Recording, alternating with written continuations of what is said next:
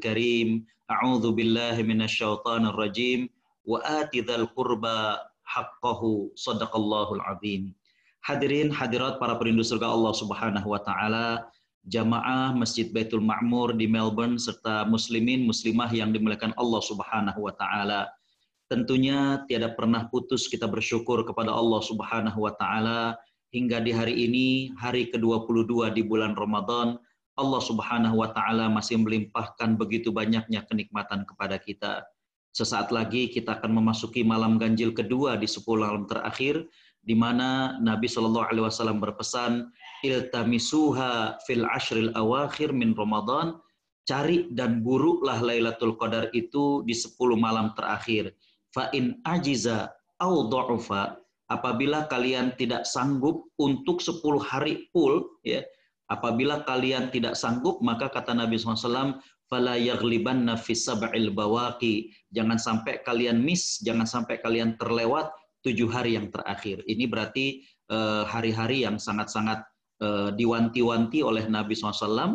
Kalau kemarin-kemarin istilahnya kita masih ya nyantai-nyantai, suka ini segala macam, maka kata Nabi SAW, jangan sampai terlewat 7 malam yang terakhir ini. Karena di sanalah Allah Subhanahu wa taala sediakan Lailatul Qadar. Para ulama mengatakan makna dari Lailatul Qadar itu lebih baik dari 1000 bulan adalah ibadah yang kita lakukan pada malam itu lebih baik daripada ibadah 1000 bulan yang lainnya.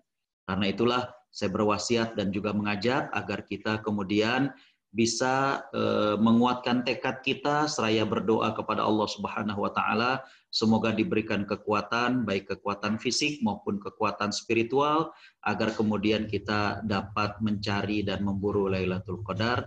Amin ya rabbal alamin. Shalawat teriring salam tidak lupa kita haturkan kepada panutan kita Nabi Muhammad sallallahu alaihi wasallam, yang mana beliau pernah mengatakan bahwa al-a'mal bil khawatim, amal perbuatan itu tergantung daripada ujungnya. Sehingga tadi pagi juga saya sempat bikin sebuah tulisan di salah satu instansi, judulnya Happy Ending Ramadan, ya, di mana kita harus ending dari Ramadan ini dengan sebagai pemenang dengan meningkatkan amal ibadah kita. Karena kenapa?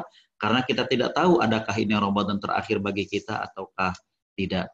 Baik, hadirin hadirat para perindu surga Allah Subhanahu wa taala, jamaah Masjid Baitul Ma'mur di Melbourne dan muslimin muslimah yang dimuliakan Allah.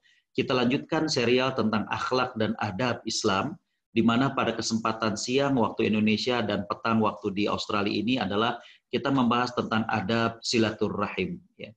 Di sini silaturrahim ini dari dua kata, silah yang artinya menyambung, rahim yang artinya adalah rahim, ya, artinya kekerabatan. Ya. Jadi, namun di kita sering membacanya dengan rahmi, silaturahmi. Ya.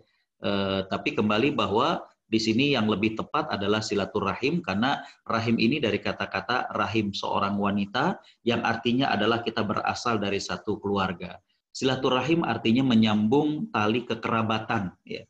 Allah Subhanahu wa taala berfirman dalam surat Al-Isra ayat 26, A'udzu billahi minasyaitonir rajim, wa atidzal qurba haqqahu wal miskin wa ibnis sabil wa la tubadzir tabdzira, dan berikanlah kepada ahli kerabat, ya, haqqahu, hak mereka, ya. Jadi di sini bahwa kerabat itu juga punya haknya. Apa haknya? Haknya diantaranya kita silaturahim. Haknya adalah diantaranya bagaimana kita memperhatikan kepada mereka. Dan Allah mengatakan, dan berikan juga kepada orang miskin, ibnu sabil, dan janganlah kalian, ya, berlaku mubadzir ataupun berlebih-lebihan yang tidak pada tempatnya, dan ini adalah dilarang oleh Allah Subhanahu wa taala. Ya. Jadi di sini ada kata wa atidzal qurba, disampaikan oleh para ulama bahwa yang dimaksud dengan dzal qurba di sini adalah mereka-mereka yang punya tali rahim, artinya yang punya kekerabatan dengan kita. Hadirin hadirat para perindu surga Allah Subhanahu wa taala, ya. Yang berikutnya adalah apa yang menjadi adab kita dalam silaturahim, dalam menyambung tali kekerabatan dengan mereka-mereka yang merupakan, kalau di kita saudara, ya, yang merupakan saudara yang memiliki ikatan nasab. Yang pertama adalah, ya, di sini dijelaskan tafaqqud ahwalahum wa idkhalus surur alaihim. Bagaimana kita selalu, ya, pengen tahu keadaan mereka dan memberikan kabar gembira kepada mereka. Artinya membuat mereka bahagia. Allah Subhanahu wa taala berfirman dalam surat An-Nisa ayat yang pertama, A'udzu billahi minasyaitonir rajim, wattaqullaha alladzi tasaaluna bihi wal arham. Dan bertakwalah kalian kepada Allah yang mana kalian bertanya-tanya di antara kalian tentang al-arham, yaitu mereka-mereka yang menjadi kerabat, ya.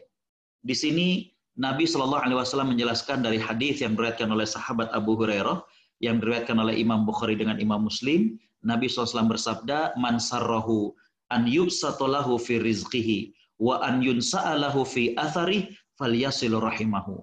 Barang siapa yang ingin dilapangkan rizkinya dan dipanjangkan usianya, maka hendaklah dia sambung tali silaturahim. Hadirin hadirat para perindu surga Allah Subhanahu wa taala, jadi pertama yang menjadi adab kita terhadap kerabat, ya, terhadap saudara kita adalah bagaimana kita selalu mencari kabar mereka, ya, misalkan kita dalam sebuah grup WhatsApp keluarga, kok ini nggak pernah komen ya. Dan yang kedua tadi saya katakan bahwa termasuk di antara kita mencari kabar mereka adalah kita memberikan kebahagiaan kepada mereka, ya. Bagaimana kita bertanya, adanya perhatian kepada mereka, ya. Nabi SAW tadi dikatakan bahwa orang yang rajin menyambung silaturahim, ya, sambil kemudian mengecek keadaan mereka, bagaimana kemudian look after kepada mereka, maka kata Nabi SAW, Allah akan lampangkan rizkinya. Dan juga Allah akan panjangkan umurnya. Para ulama mengatakan yang dipanjangkan umurnya ini ada dua makna. Makna yang pertama adalah betul-betul Allah panjangkan usianya. Ya. Namun ada juga yang mengatakan bahwa makna dipanjangkan usianya ini artinya orang tersebut akan menjadi kenangan. Ya. Bahwa dia itu orang yang paling rajin untuk bersilaturahim. Ya. Saya punya seorang guru dan beliau sudah wafat memang. Ya. Beliau alumni dari Ummul Qura University di Mekah. Beliau itu paling rajin silaturahim. Jadi beliau tinggalnya di Bandung. Kalau ke Jakarta itu selalu apakah saudaranya, apakah rekan kuliahnya, apakah adik kelasnya. Pokoknya ketika beliau ke Jakarta itu paling rajin silaturahim. Kalau di kampung ataupun kalau di Bandung sedang musim apa dan berbuah pohon yang dia miliki itu, pasti beliau selalu bawa. Terkadang ketika bersilaturahim, belum sempat disuguhkan minuman, tapi beliau kemudian sudah dia bilang saya mau kesini lagi, saya mau kesini. Jadi beliau berusaha untuk memperbanyak silaturahim ketika beliau itu ke Jakarta. Suatu saat saya bertanya kepada beliau dan saya sangat tergugah dengan jawabannya. Saya bilang, Ustadz kenapa rajin silaturahim? Apa jawaban beliau? Saya pengen nanti kalau saya meninggal banyak yang nyolatin saya. Oh, subhanallah. Ya. Jadi ada suatu esensi yang luar biasa dari ungkapan beliau. Teman boleh jadi banyak, ya, teman kantor kita, tetangga kita, teman main kita, dan lain sebagainya. Tapi pada saat seseorang meninggal, belum tentu semuanya bisa menyolatkan. Ya. Jadi di sini ada terkandung pesan bahwa ya kita bukan hanya sekedar mencari teman, tapi mencari orang baik, ya, yang kemudian mereka merasakan bagaimana keberadaan kita dan pada saat kita tiada, mereka mau dengan ikhlas untuk memberikan penghormatan terakhir dalam bentuk mereka menyolatkan dan kemudian mendoakan kita. Ya. Saya suka amati ketika ada yang meninggal dunia, kan teman kantor suka pada datang, kadang mungkin teman alumninya, tapi yang sayangnya ketika jenazah itu dibawa ke masjid, banyak yang ngantar ke masjid banyak, tapi kemudian pada diri-diri di luar masjid pada ngerokok dan tidak ikut menyolatkan. Ya. Banyak yang di antara mereka tidak mengerti, banyak di antara mereka yang tidak tahu, ya. Bukankah ini mengharukan sekaligus menyedihkan bahwa di saat jenazah itu perlu doa dari yang hadir, ini ternyata tidak gitu. Jadi kembali beliau mengatakan bahwa esensi dari silaturahim ini adalah bagaimana kita bisa tetap hidup walaupun kita sudah meninggal dunia. Saya sempat membuat sebuah quote, saya mengatakan bahwa tidak penting seberapa banyak orang yang mengenal kita. Tapi yang terpenting adalah bagaimana orang terkesan baik ketika berinteraksi dengan kita. Ya, jadi banyak orang yang kemudian, dia banyak temannya, segala macam, banyak kenal ini, dia kayaknya famous gitu ya. Cuma yang jadi masalah, orang merasa berarti nggak dengan kehadiran kita? Orang merasa kehilangan nggak ketika kita tiada? Jadi kembali bahwa Nabi mengatakan orang yang ingin agar usianya dipanjangkan dengan arti bahwa dia akan menjadi kenangan, dia akan menjadi sejarah, hendaklah dia bersilaturahim.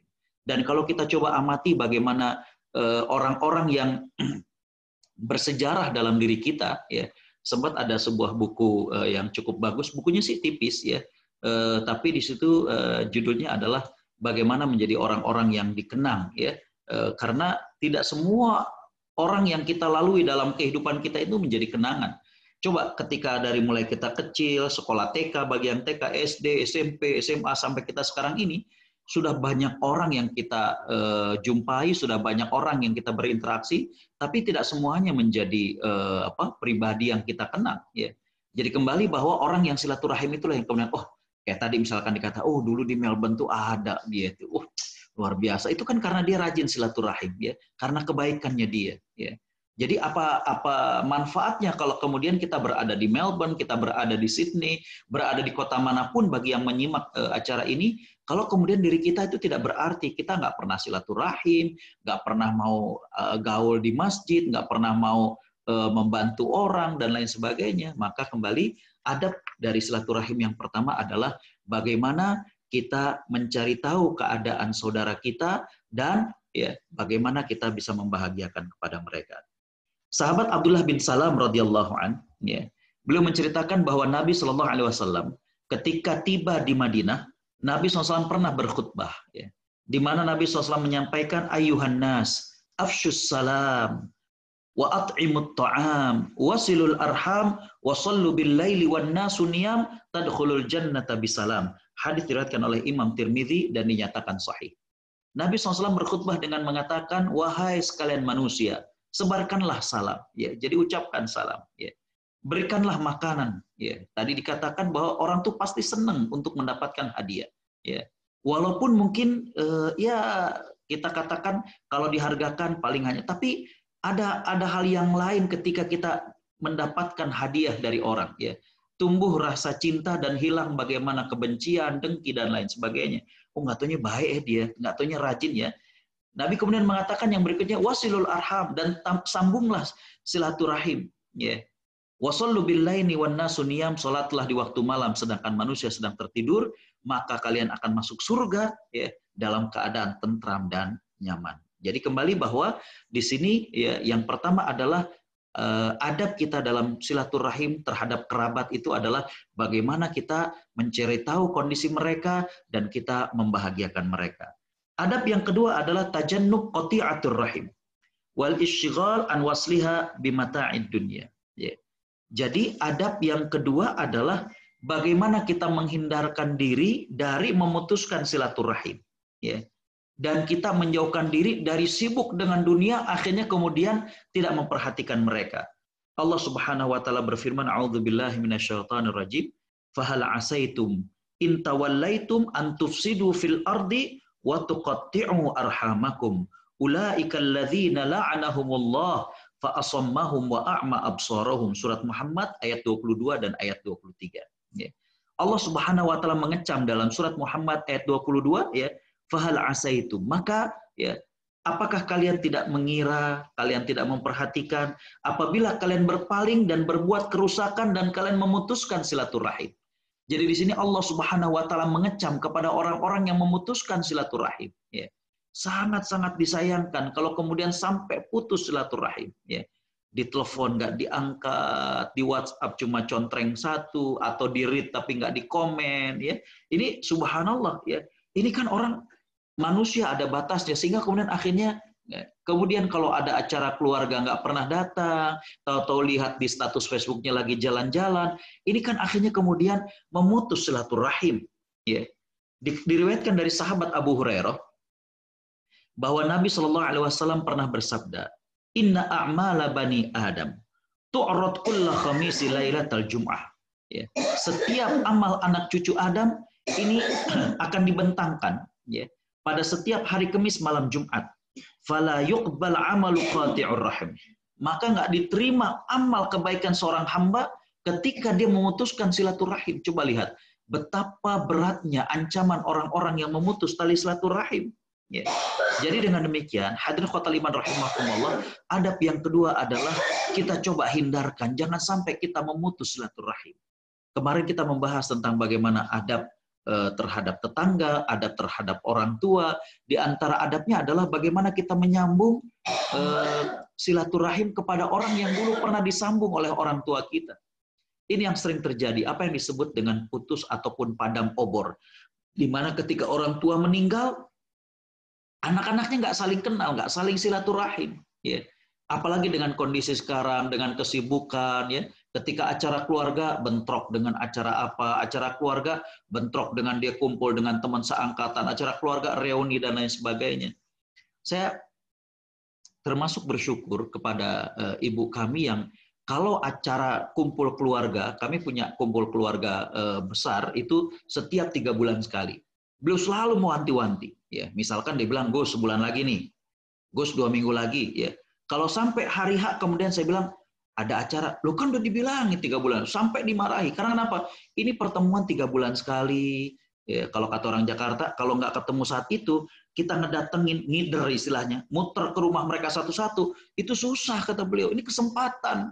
Ya, cuma pagi sampai siang kita bisa ketemu banyak orang. Ya, jadi itu yang filosofi beliau. Yang jadi masalah yang berikutnya adalah ini acara udah 3 bulan sekali dan sudah diberitahu ini. Kenapa harus kemudian kita kedepankan? Bahkan beliau mohon maaf sampai menegur ya kalau saya sampai masih menerima undangan ceramah atau yang lain di hari kita kumpul acara keluarga. Karena itu tadi beliau katakan, walaupun bisa setelah saya katakan ya tapi kan bisa besok Agus, tapi kan nggak bisa ke semua orang.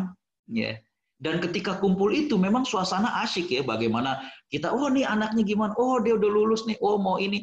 Jadi kembali bahwa hadirin khotal iman rahimakumullah, ya coba hindarkan ya sikap kita memutus silaturahim. Ya.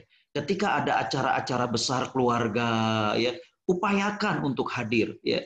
Walaupun misalkan tadi saya katakan acara pagi sampai zuhur, setelah zuhur suka ada ngopi dan lain sebagainya. Nah, itu mungkin bisa kita kemudian kita pamit, tapi di sini adalah sangat-sangat penting kita menjaga silaturahim. Ya. Dan terutama sekali adalah bagaimana kita orang tua, ya mohon maaf mungkin agak repot dan lain sebagainya, tapi sangat bagus kalau kemudian kita bawa anak kita. Agar mereka juga tahu, oh itu paman kamu yang itu loh nak, oh dia yang dulu di Melbourne nih, oh ini yang polisi. Jadi kemudian nyambung dengan anak kita juga. Ya.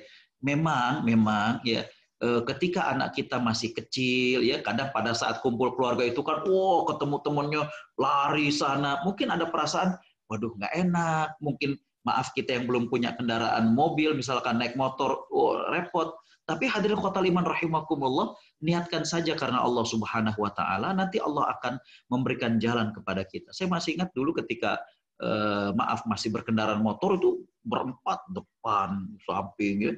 Ya, ketika kita niatnya adalah silaturahim, Allah berikan kemudahan kepada kita, ya, anak sehat dan lain sebagainya. Jadi kembali adab silaturahim yang kedua adalah hindarkan memutus silaturahim. Ya, jangan sampai kita disibukkan dengan dunia, lalu kemudian kita memutus silaturahim. Adab yang ketiga adalah ya, nushuhum wa irsyadu dhalihim. Ya. Bagaimana adab yang ketiga itu kita menasehati keluarga, menasehati kerabat. Menasehati mereka-mereka yang menjadi saudara kita ya. Ketika saya bilang saudara ini artinya adalah saudara yang punya hubungan nasab walaupun dekat ataupun jauh ya. Maka adab yang ketiga dalam silaturahim menyambung tali kekerabatan ini adalah bagaimana kita menasehati kepada mereka. Lagi-lagi saya sering mendapatkan pelajaran dari ibu tuh sering bilang, "Lu jangan nasehatin orang mulu," katanya. "No, ponakan. Lu jangan nasehatin orang lain mulu, tuh encingnya, tuh encangnya." Jadi jangan sampai kita lupa bahwa mereka yang harus merasakan bagaimana manfaat kita. Banyak di antara kita yang mendedikasikan diri katakanlah sebagai pendakwah atau aktivis masjid. Cuma yang jadi masalah, saudara ketika perlu nasihat, adakah dinasehati ataukah tidak? Ya. Jangan sampai diacuhkan. Ya.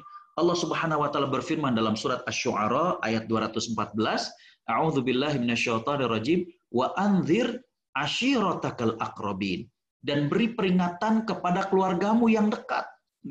Jadi lagi-lagi jangan sampai kemudian kita aktif di masjid, bagaimana suka ngasih kultum, menjadi penggiat masjid, kita punya banyak ide di masjid, ya. Ke orang kita nasihati, jangan lupa bahwa kita punya saudara, ikatan nasab dengan mereka, baik ikatan nasab dekat maupun ikatan nasab secara jauh, yang mereka berhak mendapatkan nasihat dari kita. saya berapa kali kemudian harus memang ya untuk kemudian turun ya. Walaupun kadang melihat usia, aduh kayaknya udah gimana ya. Saya pernah ke, nggak usah saya sebutkan nama kotanya ya, ke saudara saya. Jadi saya dengan bapaknya itu manggilnya Datuk ya. Jadi ini anaknya ya selevel lah kurang lebih. Tapi usianya jauh di atas saya ya. Jadi waktu itu Datuk saya tersebut bilang, Agus, kamu kesini nasihati itu anak saya. Saya ke sana dan ketika ketemu, aduh, Gus nasihatin gue, kenapa emangnya? Dia bulan lalu itu udah sempat OD, ya, udah sempat overdosis, ya. Jadi beliau ternyata pengen taubat. Saya bilang apa yang bikin taubat? Jadi waktu dia lagi overdosis tersebut, ya, itu kemudian dalam bayangan dia udah di kain kafanin, udah dibikin pocong. Jadi dia teriak-teriak, ya Allah, ya Allah. Nah sejak itu kemudian dia pengen taubat, cuma pengen taubat ini perlu banyak bimbingan, ya. Dan akhirnya kemudian saya datang. Jadi kembali bahwa yang ketiga kita berikan nasihat kepada mereka, beri saran, ya. Ketika misalnya acara keluarga kita lihat kok jarang datang, coba tanya Assalamualaikum, di mana nih? Ini lagi pada ngumpul nih, coba ya. Jadi nasihati mereka. Hadirin khotaliman rahimakumullah, ya. Adab yang keempat untuk silaturahim ini adalah ya, at-tasadduq alaihim in kanu fuqara, ya. Bagaimana kita bersedekah kepada mereka, ya, di mana saudara kita ini, tadi saya katakan saudara di sini artinya adalah mereka yang punya ikatan nasab dengan kita, baik nasab secara dekat maupun jauh. Yang keempat, adab silaturahim adalah bagaimana kita bersedekah ketika mereka fakir. Ya. Mereka harus merasakan manfaat kita. Ya. Kita lihat, oh iya, anaknya ini perlu bantuan untuk biaya sekolah. Oh ini makannya gimana. Ya. Jadi kembali tadi pagi saya juga acara tanya jawab dengan masjid di Kota Baru Parahyangan. Saya membahas tentang mana yang lebih afdol, kita menyerahkan zakat ini kepada saudara kerabat ataukah kepada tetangga. Ya. Saya menjelaskan bahwa zakat itu boleh kita berikan kepada saudara kita, boleh kita berikan kepada kerabat. Ya. Dalam ajaran fikihnya bahwa zakat itu tidak boleh diberikan kepada 4 kelompok. Salah satunya adalah zakat tidak boleh diberikan kepada orang yang wajib kita nafkahi. Ya. Jadi kalau wajib kita nafkahi itu nggak boleh. Contohnya misalkan suami tidak boleh ngasih zakat kepada istri, anak tidak boleh ngasih zakat kepada orang tua, ayah tidak boleh ngasih zakat kepada anaknya. Tapi kalau kemudian kepada paman, bibi, keponakan, itu boleh. Ya. Nah cuma ya, mana yang lebih afdol? Saya katakan semuanya afdol. Lalu mana yang kita dahulukan? Saya katakan kalau uang zakatnya banyak, semuanya dikasih. Cuma yang jadi masalah kan seringnya itu uang zakat tidak sebanding dengan mustahik. Ya. Nah, dalam kondisi seperti ini saya katakan proporsional saja. Artinya, jangan sampai cuma tetangga doang, wah nanti jadi omongan di keluarga. Ya, orang lain aja diperhatiin, keluarga kagak misalnya. Tapi jangan sampai juga kemudian keluarga saja, karena tetangga juga kesian. Jadi proporsional saja. Ya. Jadi kembali bahwa adab yang keempat adalah at-tasadduq in kanu fuqara, bagaimana kita bersedekah. Ya. Ketika di antara saudara kita ada yang fakir. Ya. Ya, misalnya tadi saya katakan kita bantu ya untuk pendidikan anaknya. Karena kenapa? Oh, kalau untuk makan udah banyak nih dapat bantuan ini, bantuan itu ya, dapat dari KJP, dapat dari apa. Tapi pendidikannya nih misalkan ya. Coba kita bantu agar kenapa? Agar kemudian anaknya itu kalau mendapatkan pendidikan, maka kita harapkan ya bagaimana anaknya tersebut kemudian ya bisa memutus mata rantai daripada kemiskinan tersebut. Ketika sang anak itu bisa berpendidikan yang baik, maka di sini ya dia akan nantinya bisa berpekerjaan yang baik dan kemudian mengangkat harkat daripada orang tuanya. Ya. Jadi kembali bahwa adab yang berikutnya adalah bagaimana kita bersedekah kepada mereka. Nabi Shallallahu Alaihi Wasallam ya, dalam hadis yang diriwayatkan dari sahabat Salman bin Amir, di mana Nabi SAW pernah bersabda, as-sadaqatu 'alal miskin sadaqah. Wasadaqatu ala dzirrahmi ithnatan. Silatun wasadaqah. Ya. Hadis yang diriwayatkan oleh Imam Muslim. Kata Nabi SAW, sedekah kepada orang miskin, itu nilainya cuma satu, yaitu hanya sedekah. Tapi sedekah kepada kerabat yang miskin, itu poinnya 2. Yang pertama sedekah, yang kedua nyambung silaturahim. Ya. Jadi di sini pentingnya bagaimana kita memperhatikan saudara-saudara yang miskin. Tadi saya katakan bagaimana kita bantu sekolah anaknya, bagaimana kita bantu makan dan minumnya. Karena tadi dapat 2 poin. Poin yang pertama adalah sedekah, yang kedua adalah nyambung silaturahim. Ya. Hadirin khotbah iman rahimakumullah, ya. Diriwayatkan bahwa ya Allah Subhanahu wa taala ketika menurunkan firman-Nya a'udzubillahi minasyaitonir rajim, lan tanalul birra hatta tunfiqu mimma tuhibbun. Ya, Allah berfirman dalam surat Ali Imran ayat 92, ya, dan kalian sekali-kali tidak akan mencapai derajat albirra, kebaikan, sampai kalian menginfakkan apa yang kalian cintai. Coba lihat, ya. Abu Thalhah, ya, ini adalah seorang kaya di Madinah. Dia punya sebidang kebun kurma di Madinah yang paling subur. Jadi hasilnya itu sangat banyak. Ya. Ketika turun firman Allah dalam surat Ali Imran ayat 92 ini, langsung kemudian dia cari saudaranya untuk kemudian dia serahkan hal ini. Ya. Dan kemudian sampai berita ini kepada Nabi SAW, dan kemudian Nabi SAW mengatakan bahwa ya engkau tetap pegang saja tanah tersebut, artinya engkau tetap kelola saja, hasilnya baru engkau sedekahkan. Kenapa Nabi berpendapat demikian? Karena khawatirnya kalau dikelola oleh orang lain, panennya itu nggak sebanyak kalau dikelola oleh Abu Thalhah itu sendiri. Ya. Jadi tetaplah dikelola oleh Abu Thalhah, cuma nanti hasilnya baru disedekahkan. Ya, jadi kembali bahwa hadirin khotbah iman rahimakumullah, di sini menunjukkan bahwa sahabat Abu Thalhah itu sangat perhatian, ya. Bahkan ketika turun ayat tersebut langsung yang kepikir adalah bagaimana saudaranya mendapatkan sedekah yang terbaik yang dimiliki. Ya. Kalau kita kan biasanya suka sedekah itu sekedarnya, ya. Ya. Padahal sahabat Abu Dzar Al-Ghifari itu beliau punya satu, kalau istilah anak muda sekarang, satu slogan yang keren. Kata beliau adalah cari dunia sebanyak-banyaknya, gunakan secukupnya, sedekahkan sisanya. Jadi yang digunakan itu secukupnya, kata beliau. Kalau kita kan kebalikannya, cari dunia sebanyak-banyaknya, ya, gunakan sepuasnya, ya, infakkan seadanya, kan begitu. Jadi yang akhirnya kemudian mohon maaf ini walaupun agak sedikit nyinggung, tapi sering kalau pada saat ada kotak infak itu yang sering masuk itu recehan biasanya, ya. Makanya kalau teman-teman di BM sudah ngerti, kalau saya fundraising, baik di Melbourne maupun di Sydney, saya nggak mau yang kalau dimasukin ke kotak tuh bunyi kencring, saya nggak mau. Karena itu biasanya cuma paling tinggi $2 yang kecil itu, saya nggak mau. Ya. Terus gimana Ustadz? Ya, lembaran nggak? Itu juga saya nggak mau. Karena lembaran itu orang jarang yang bawa duit banyak kalau di Australia itu. Ya. Paling banyak $50 yang kuning, saya masih ingat. Atau $100 yang hijau. Terus gimana Ustaz? Saya maunya ditulis komitmen 1.000, 5.000. Nah itu baru yang wah itu yang kemudian akhirnya bisa jadi bikin masjid itu begitu. Jadi kembali bahwa lantana lulbir hatta tunfiqu mimma tuhibbun. Sahabat Abu Dzar Al-Ghifari, ya, moto hidup beliau adalah cari dunia sebanyak-banyaknya, tapi gunakan seperlunya, infakkan sisanya. Kalau kita kan kebalikannya, ya. Nah, ini juga menarik.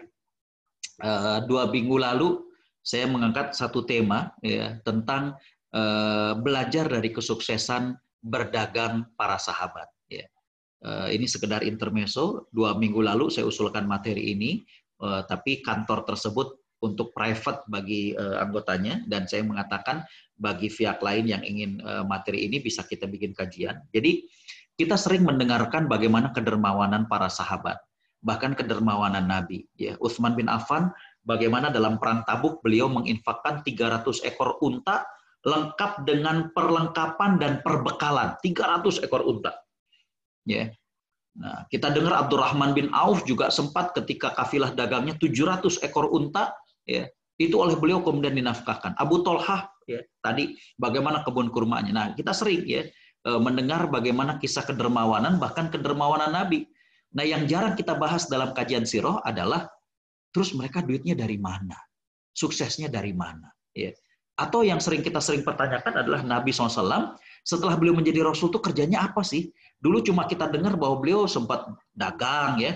Tapi setelah beliau menerima wahyu itu apa yang menjadi pekerjaan beliau? Nah ini juga sangat bagus untuk kita kemudian ungkap sehingga kemudian menjadi sedikit tauladan. Baik, yang keempat tadi, ya, tadi saya katakan adalah bagaimana kita bersedekah ketika saudara kita, kerabat kita ini mereka fakir ataupun miskin. Yang kelima, ya, di sini dikatakan tajannub as-sayyi'ah bimithliha. Yang kelima ini jangan membalas keburukan daripada saudara kita. Ya. Allah Subhanahu wa taala berfirman dalam surat Ar-Ra'd ayat 21. A'udzubillahi minasyaitonirrajim. Walladzina yasiluna ma amarallahu bihi an yusal wa yakhshawna rabbahum. Dan orang-orang yang menyambung silaturahim kepada orang-orang yang Allah perintahkan kepada mereka untuk menyambungnya dan mereka takut kepada Allah Subhanahu wa taala. Ya. Bapak Ibu yang dimuliakan Allah, saya pernah cerita bagaimana kecewanya Abu Bakar As-Siddiq. Abu Bakar As-Siddiq diriwayatkan bahwa beliau setiap bulan itu menyantuni kerabatnya, ya, menyantuni saudaranya. Tapi apa yang terjadi ketika berita tentang Aisyah putrinya yang diisukan oleh orang munafik, terjadi affair antara Aisyah dengan sahabat yang bernama Sofwan bin Mu'attal, ternyata saudara-saudara beliau, kerabat-kerabat Abu Bakar yang biasa dibantu bulanan, ikut menyebarkan berita itu. Coba kalau hadirin semuanya, sebagai manusia, tentu kesel. Ya. Abu Bakar juga demikian. Dan beliau ngancem, pokoknya udah putus saja, nggak bakalan dibantuin lagi. Manusiawi dong, manusiawi. Ya. Karena setiap bulan dikasih bantuan, tapi ini ketika ada berita bohong, ya, yang tersebar tentang putrinya, jangankan menutupi, jangankan menenangkan, ikut menyebarkan. Ya. Bapak Ibu Allah Subhanahu wa taala rahmati, tapi kemudian Allah menurunkan, ya, di surat An-Nur Allah sampai menurunkan 16 ayat tentang betapa bersihnya Aisyah radhiyallahu anha.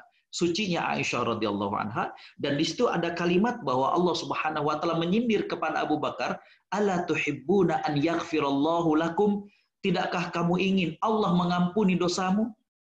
Maka kemudian Abu Bakar mengatakan, "Bala, saya kepengen ya Allah." Di sini para ulama mengatakan Abu Bakar naik makomnya. Yang tadinya beliau sebagai manusia biasa, yang artinya kalau disakitin ya sakit juga dong, gitu ya. Tapi beliau kemudian naik makomnya menjadi hamba Allah, yang mana beliau melupakan perasaan sakit tersebut karena mengharapkan ampunan dari Allah Subhanahu wa taala. Jadi kembali bahwa jangan sampai kita balas keburukan dengan keburukan. Ya. Ya. Jadi kembali jangan sampai kita balas keburukan dengan keburukan. Yang terakhir hadirin khotal iman rahimakumullah, ya. Adab kita dalam silaturahim, artinya menyambung silaturahim ini adalah, ya, birrul khalah wasilatuha, ya.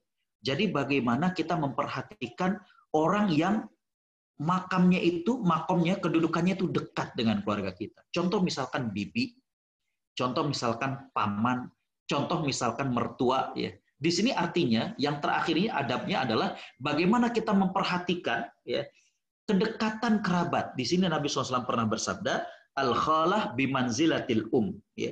Hadis yang diriwayatkan oleh Imam At-Tirmidzi, Nabi bersabda, bibi itu, ya, selevel dengan ibu. Ya. Artinya kita perlu untuk kemudian memberikan prioritas dengan silaturahim kita. Ya. Misalkan yang sepuh-sepuh nih, jangan sampai kemudian yang istilahnya muda-muda aja kita kumpul-kumpul. Enggak, tapi juga perhatikan, ya. Misalkan mohon maaf, ya, dari orang tua kita siapa, oh ternyata tinggal satu adik bapak yang masih hidup, ya berarti rasakan bagaikan bapak itu, ya. Jadi kembali bahwa jangan reuni dijabanin, kita kumpul dengan sepupu-sepupu yang soalnya kalau sama sepupu tuh seneng, soalnya kalau ketemu paman selalu dinasehatin. Jangan anggap itu sebagai orang tua. Nabi mengatakan bibi itu bimanzilatil bibi itu bagaikan ibu, ya. Jadi kembali bahwa di sini yang terakhir adalah tadi saya mengatakan yang nomor 8, bagaimana kita memprioritaskan, ya, orang-orang yang memang memiliki kedudukan yang penting dalam diri kita. Tadi saya katakan bibi, kakek misalkan, ya. Saya punya nenek umurnya udah 100 lebih di Sumatera, itu masih hidup, ya. Subhanallah. Nah, ini menjadi prioritas, ya. Jadi kalau liburan nanya ke anak mau kemana? Ke anu, ntar dulu. Kita tengokin nenek dulu, ya. Itu harus kemudian kita camkan, ya. Walaupun memang ya anak-anak pengennya refreshing dan lain sebagainya, ya. Kayak sekarang di tengah lockdown saya udah nanya, kira-kira mau kemana nih? Langsung kan yang terbersit sama anak-anak tuh ke anu gitu kan. Ya, maka kemudian harus diajarin, enggak, kita ke nenek dulu. Karena udah 100 tahun lebih, apalagi nenek, oh subhanallah. Ya. Jadi kembali hadirin khotal iman rahimakumullah, perlu kita mengenal prioritas untuk yang kita silaturahimi. Ya. Jangan hanya yang seusia dengan sepupu. Memang enak sih karena seumuran kan ngomong nyambung, ya. Kadang ketemu di kafe juga mau, ya. Tapi perlu kita memperhatikan entah itu bibi, paman, adiknya kakek dan lain sebagainya. Hadirin khotal iman rahimakumullah, saya kira itu sebagian, ya, berkaitan dengan adab-adab kita dalam silaturahim, ya. Jadi dari mulai tadi bagaimana kita mengunjungi, mencari tahu keadaan mereka, bahkan memberikan kebahagiaan, kemudian membantu kalau mereka itu susah ataupun miskin, ya. Kemudian memberi nasihat ketika memang diperlukan, ya. Kemudian tadi saya katakan di antaranya adalah kita jauhi untuk memutus silaturahim, ya. Jangan sampai kesibukan dunia kita, kesibukan aktivitas kita, sehingga kita lupa bahwa ada hak keluarga kita, hak saudara kita untuk kita sambung silaturahimnya. Saya kira itu di antaranya, ya. Dan saya kembalikan ke Mas Agung. Jazakumullah khairan. Assalamualaikum warahmatullahi wabarakatuh. Assalamualaikum warahmatullahi wabarakatuh. Jazakallah khair, Ustaz. Masya Allah. Benar-benar saya ingat ayah saya kalau mendengarkan ini semua, Ustaz.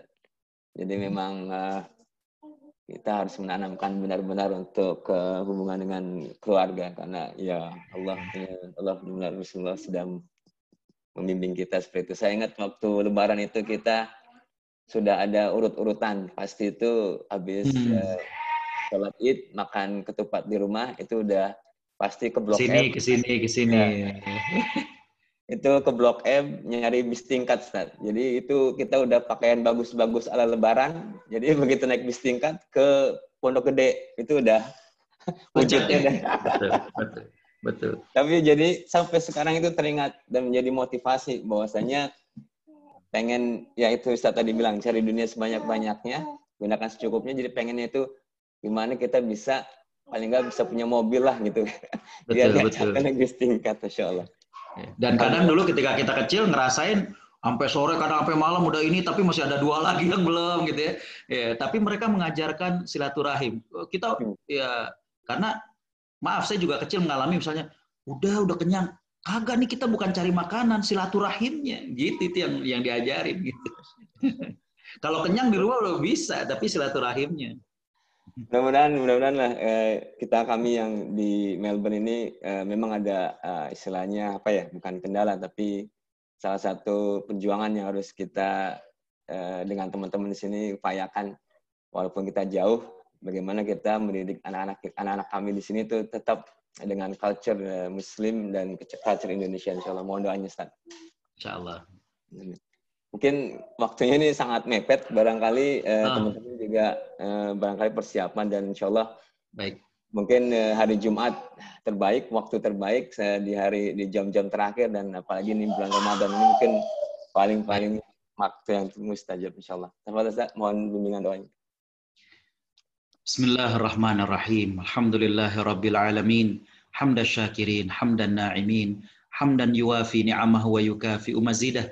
Ya Rabbana lakal hamdu wa lakal syukru kama yanbaghi li jalali wajhika wa 'azimi sultanik. Allahumma salli ala Muhammad wa ala alihi wa sahbihi ajma'in. Allahumma ya Allah, kami yang mengikuti pengajian kali ini seluruhnya bersimpuh di hadapan-Mu dengan mengakui tiada zat yang pantas kami sembah melainkan Engkau. Ya Allah, kami juga bersimpuh di hadapan-Mu dengan mengakui betapa masih banyak dosa dan khilaf kami. Ampuni mata kami yang terkadang masih berat untuk membaca firman-firman-Mu. Ampuni mata kami yang hingga hari ke-22 Ramadan ini belum banyak firman-firman-Mu yang kami tatap. Ampuni lisan kami yang masih suka menggunjing, masih suka berdusta. Ampuni lisan kami yang terkadang lupa menyisipkan doa untuk ibu dan ayah kami. Padahal mereka dulu tidak pernah lupa mendoakan kami. Ampuni tangan kami yang belum pernah sekalipun mengusap-usap kepala anak yatim. Padahal sangat mungkin keyatiman itu terjadi kepada anak-anak kami. Ampuni kaki kami yang selama ini berat untuk datang ke masjid, yang selama ini berat untuk bersilaturahim kepada keluarga. Ampuni kaki kami yang sudah lama tidak mengunjungi makam ibu bapak kami. Allahumma ya Allah, berikanlah kami kemuliaan untuk meraih Lailatul Qadar. Allahumma ya Allah, di kesempatan yang mulia ini, di hari Jumat menjelang kami berbuka, izinkan kami mohon, ampuni juga dosa ibu dan ayah kami. Sayangi mereka ya Allah sebagaimana sayangnya mereka pada kami. Ampuni kami yang belum sempat bakti kepada mereka. Ampuni kami yang belum sempat membahagiakan mereka. Ampuni kami yang pernah membantah kata-kata mereka. Ampuni kami yang pernah membuat mereka menangis. Ya Allah, kepada ibu dan ayah kami yang sudah meninggal dunia, ampuni dosa mereka, lapangkan alam kuburnya. Kami menjadi saksi bahwa mereka telah mendidik kami dengan baik. Ya Allah, pertemukan kami kembali dengan mereka di surga-Mu. Allahumma ya Allah, Sekiranya Engkau memberikan kami pendamping hidup, beri kami pendamping hidup yang kekal hingga ke surgamu. Jadikan rumah tangga kami harmonis. Engkau bimbing untuk selalu taat padamu dan Rasulmu. Ya Allah, jadikan anak-anak kami anak-anak yang soleh dan solehah. Jaga akidah dan akhlak anak-anak kami. Jadikan anak kami gemar baca Al-Quran. Jadikan anak kami gemar menghafal Al-Quran. Kelak anak-anak yang membahagiakan kami di dunia dan di akhirat kami. Ya Allah, jadikanlah kumpulan kami yang ikut kajian ini, kumpulan orang-orang muda yang hormat pada yang lebih tua. Kumpulan yang tua yang sayang pada yang lebih muda.